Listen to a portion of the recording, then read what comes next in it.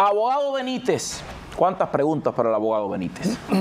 Porque es que Biden le ha regalado a usted un escenario complejo, ¿no? Como parte de la despedida. Primero, los hechos de Venezuela han establecido la estabilidad para una dictadura. Algo que duele decirlo, pero bueno, de momento Nicolás Maduro se pavonea. Han subido el precio por su cabeza en una bandeja, la de Diosdado Cabello, la del jefe del ejército, pero esto sigue sin concretarse. Hay una tendencia en el Partido Republicano impulsada por Rick Scott. Él dice que hay que subir la recompensa a 100, que todavía 25 no es suficiente. Parece que piensan que entre más jugoso se pueda conseguir. Da pena que, como en los tiempos de los vaqueros del lejano oeste, sea poniendo un cartel de se busca, yo pago tanto, lo que puede impulsar a hacer un acto de justicia. Pero esos son los tiempos que estamos viviendo, no solo en los Estados Unidos, sino en el mundo. Esto genera la confirmación de una crisis que va a impulsar a un éxodo. Esto genera un problema migratorio acrecentado. Esto ha generado el interés de estirar los presupuestos, lo que está establecido con el tema del TPS, que ahora tiene una nueva permisibilidad. ¿De qué estamos hablando? ¿Quiénes se benefician? ¿Qué va a pasar, abogado Benítez? En el contexto específicamente de Venezuela, estamos hablando de un promedio de 600.000 personas que tienen esa elegibilidad. Es para todas aquellas personas que hayan llegado y hayan tenido presencia física y residencia habitual en los Estados Unidos hasta el 31 de julio del 2023. ¿Ok? Indudablemente tiene algunas restricciones, como no haber cometido felonías, el tema de haberse restablecido en un tercer país, etcétera. Pero en términos muy generales también, de alguna forma, más allá de quien, digamos, lo haya implementado, por lo menos crea una plataforma, crea un puente para poder transitar hacia una residencia. El TPS por sí solo, para fines de aclararlo, no te lleva a residencia permanente, pero sí se convierte en un estatus de protección temporal que de alguna manera rehabilita el estatus jurídico perdido, y quienes sepan aprovecharlo a través de otros procesos pueden empalmar para llegar a residencia legal permanente. Es una herramienta maravillosa. Todos estos caminos de la administración demócrata han estado llenos de chapucerías. Yo te permito, pero no te resuelvo. Yo te admito, pero no te legalizo. Yo te doy un papelito que no sirve para nada. Carta canta, papelito habla, te lanzo a vivir en una ciudad desconocida, no te doy permiso de trabajo, no te dejo conducir, tú tienes que ir caminando por un vía crucis que está lleno de desconocimiento por parte de mucha gente que no sabe qué hacer. En el caso del TPS no estamos exentos de este asunto. Esta confirmación surge cuando se acrecenta la crisis con la dictadura en Venezuela y algunos problemas en otras naciones.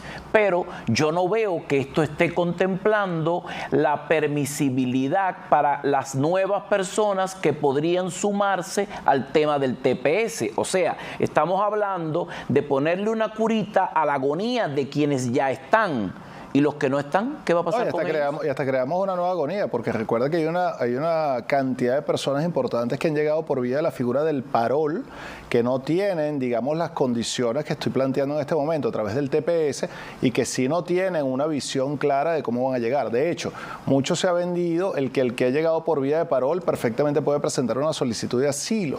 Y la solicitud de asilo en ese escenario es complejo, porque uno de los elementos para que tú puedas llegar por vía de parol a Estados Unidos es que se te otorga un permiso de viaje, te subes a un avión tranquilamente, llegas a territorio americano, y eso, al momento de que tengas un juicio en una corte de migración, va a ser exhibido por el fiscal y te va a preguntar y te va a decir cómo es posible que tú eras tan perseguido si te montaste en un avión, si pasaste por los controles de seguridad, si pasaste por los militares y al final no fuiste objeto de detención. No estoy diciendo que sea imposible, pero complica el escenario.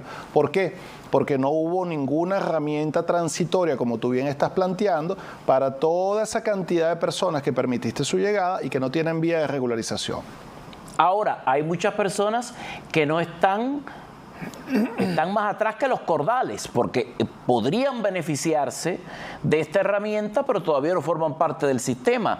Esta notificación está hablando de una extensión, y el abogado Benítez acaba de decir el periodo de la fecha.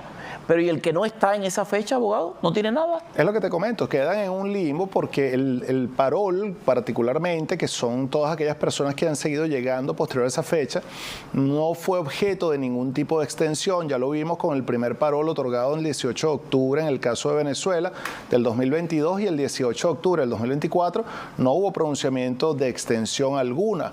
Entonces, sobre todo, vamos indudablemente a pensar que las personas que llegaron posterior a eso, obviamente no van a tener tampoco ningún tipo de extensión. Entonces surge aquel desespero de último momento. ¿Qué hago?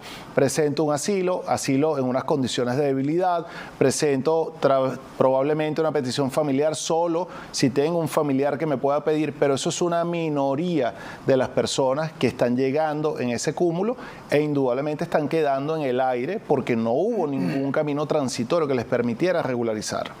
Y esto ha sido con todo propósito, porque igual que ha salido la posibilidad de la extensión de este término, se pudo anunciar alguna oportunidad para los que no están dentro de él. La administración tiene la información exacta de la cantidad de personas que están en este limbo, que al no poder acceder a mecanismos legales, tristemente, los estás invitando a delinquir en el país que le abrió las puertas. Y esto, la verdad, es imperdonable. Usted no le permite a nadie la entrada dentro de su casa para fustigarlo una vez que esté dentro. Y eso está ocurriendo en este momento. Abogado Benítez, ayer fue excluida Cuba de la lista de países patrocinadores del terrorismo en el momento en el que Cuba tiene el junte más descarado con los terroristas. Irán, hace solo unos días, firmó un convenio con Cuba por 10 años. Hay denuncias fuertes de las bases de espionaje chino en el territorio cubano. Hay vínculos fuertes entre el ejército cubano y el ejército de la Federación Rusa. Los máximos líderes de Cuba se pasearon como una medalla acompañando a Nicolás Maduro en su juramentación después de robarse las elecciones y validarse completamente como un dictador de manual. Sin embargo, el dictamen del presidente Biden, que le pasa por encima a lo que había dicho Anthony Blinken sobre este tema, recordemos que Blinken había asegurado que no habría cambios con el tema de Cuba dentro de esta lista. Pero el Vaticano media a través de una negociación, el gobernante cubano le escribe una carta de enero al Papa y forma parte de esta conversación. Biden comienza a negociar también este asunto, se ponen de acuerdo todos, menos la máxima autoridad de la Iglesia Católica en Cuba, que se enteró a la misma hora que nosotros ayer cuando salió la noticia y tuvo la valentía de decirlo para que conste que le pasaron por encima en todo este mecanismo. Hoy están hablando de la liberación de 553 presos. No son presos políticos, porque en Cuba no hay presos políticos, ellos no admiten esa categoría. Estamos hablando de presos por el concepto de sedición, de disturbios, de escándalos, de alteraciones del orden, y eso está comenzando a pasar hoy. Felizmente hay mucha gente dentro de este rango que formaron parte de las protestas del 11 de julio que están saliendo de la cárcel. Esos son los hechos. Ahora, la comparsa viene detrás. Si Cuba ya no está en la lista de los países patrocinadores del terrorismo, entonces las personas que tienen el permiso ESTA y que tienen pasaporte de otra nacionalidad, en este caso hay muchos cubanos que forman parte de esta historia, ¿ya podrían ingresar al territorio de los Estados Unidos? Técnicamente hablando, sí, en teoría, pero acuérdate que vamos a entrar también de manera inmediata en una nueva administración. La nueva administración, la Corte Suprema ha venido señalando de manera muy reiterada que el administrador, en este caso el presidente, tiene la facultad de establecer las nuevas políticas migratorias y bueno, yo preveo, especulo, pero creo que la realidad sí lo impone, va a generar también muchas limitaciones para que eso pueda darse por lo menos de una manera tan libre. ¿Ok? Entonces, no preveo que vaya a haber tal nivel de libertad en el corto plazo desde el punto de vista práctico, más allá de que lo estén estableciendo en este momento. O como que ya fue eliminado oficialmente ayer por el mandato presidencial, habrá que lanzarse a correr antes que Trump llegue. Estas son las cosas que le gusta a Biden, generar problemas para dejarle el terreno difícil al que viene. Ha sido una transición en el poder aparentemente pacífica, pero muy difícil porque está llena de trabas, llenas de una serie de resortes que ni siquiera pueden ser detonados con la velocidad de querer menguar los daños de una manera inmediata. Ahora mismo, técnicamente, podrían viajar.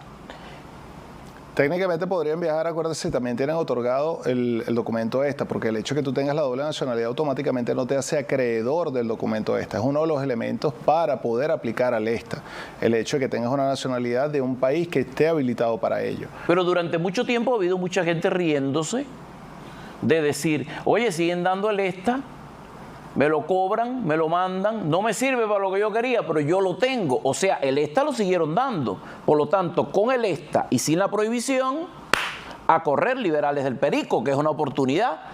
Claro, lo que pasa es que no ha habido todavía, por lo menos formalmente, pronunciamiento del Departamento de Seguridad Nacional sobre cómo va a administrar ese tipo de políticas. Entonces, por eso que te digo y me atrevo a especular que va a dar chance a que llegue la nueva administración para que haga una definición clara de cómo lo va a administrar.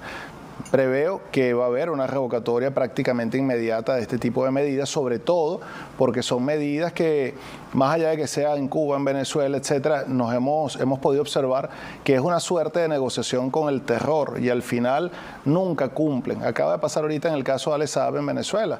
Negociaron su liberación, lograron su liberación, llegó a Venezuela al final con la intención en teoría de que poder lograr acuerdos y transiciones pacíficas. Bueno, ya ves lo que estamos viviendo hoy en día en el país. Nada de eso se ha cumplido.